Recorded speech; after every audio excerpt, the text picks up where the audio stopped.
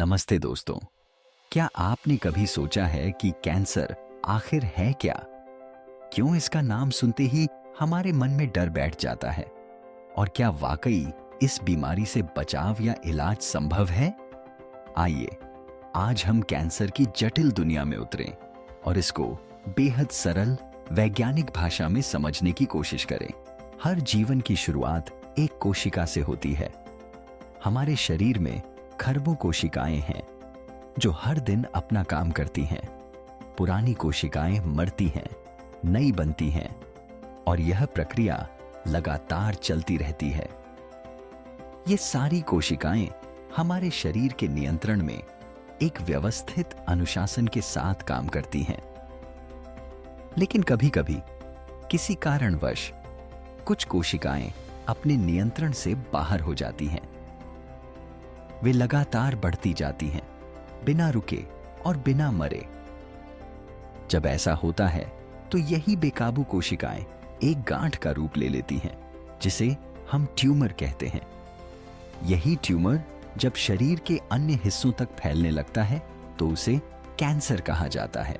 Cancer का सबसे बड़ा खतरा यही है, उसका फैलाव।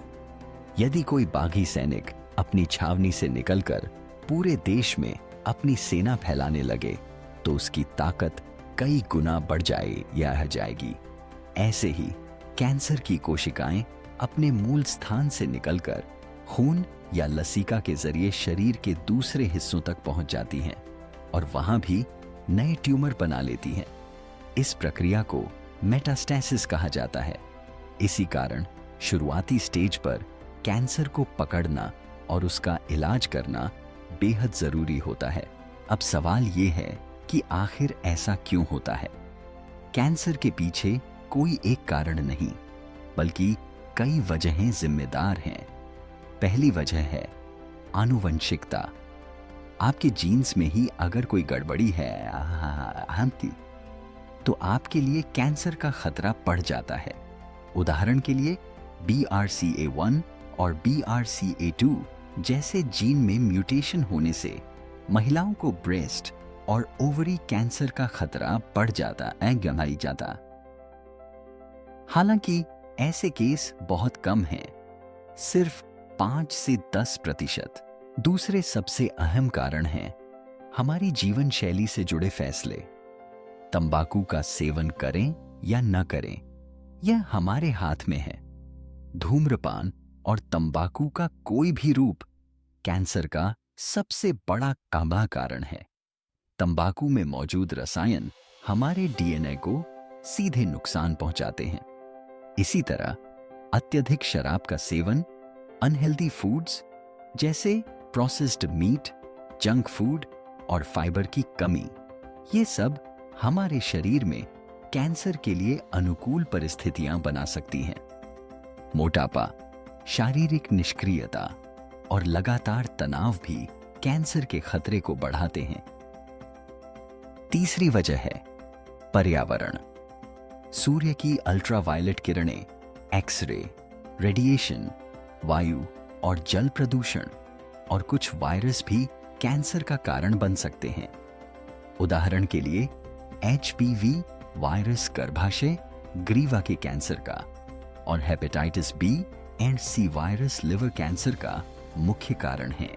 इन सब जानकारियों के बाद अब सबसे बड़ा सवाल, क्या कैंसर का कोई हल है? क्या इलाज के नए रास्ते हैं?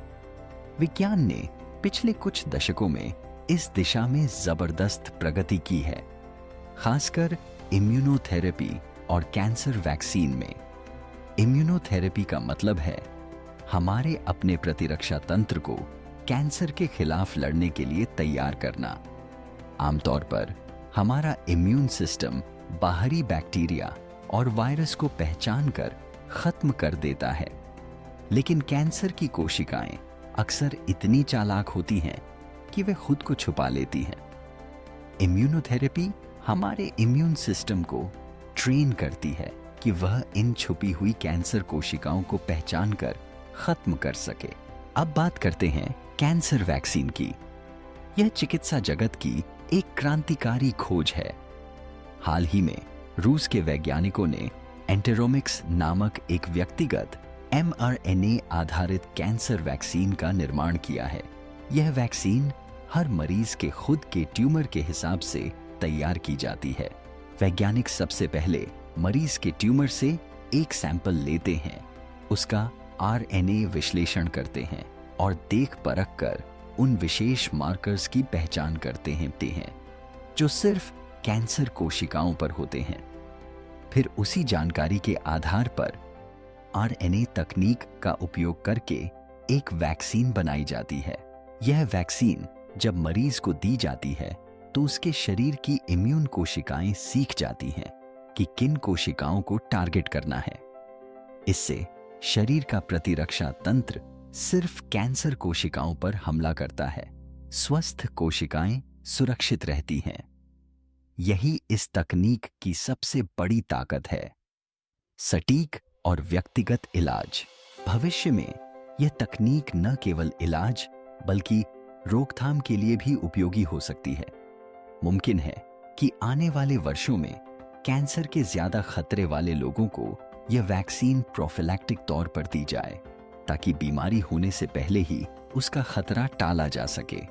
साथ ही जिन कैंसरों को पहले लाइलाज माना जाता था, उनके लिए भी अब उम्मीद की किरण नजर आ रही। बेशक अभी यह वैक्सीन बड़े पैमाने पर उपलब्ध नहीं है। यह रिसर्च के शुरुआती चरण में है और पूरी दुनिया को इसका लाभ मिलने में कुछ समय लग सकता है। लेकिन यह खोज बताती है कि विज्ञान किस तेजी से आगे बढ़ रहा है और भविष्य में कैंसर जैसी बीमारियों को रोकना और उनका इलाज करना पहले से कहीं आसान हो जाएगा। इस पूरी चर्चा का सबसे जरूरी संदेश है, ज्ञान ही शक्ति है।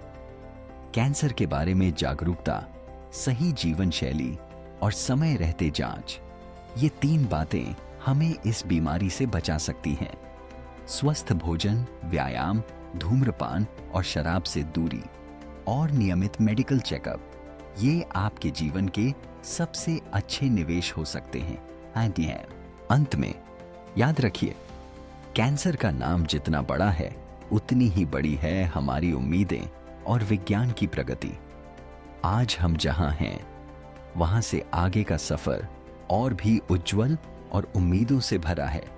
इस जानकारी को अपने मित्रों और परिवार के साथ जरूर साझा करें, क्योंकि सही जानकारी सही समय पर किसी की जान बचा सकती है। धन्यवाद।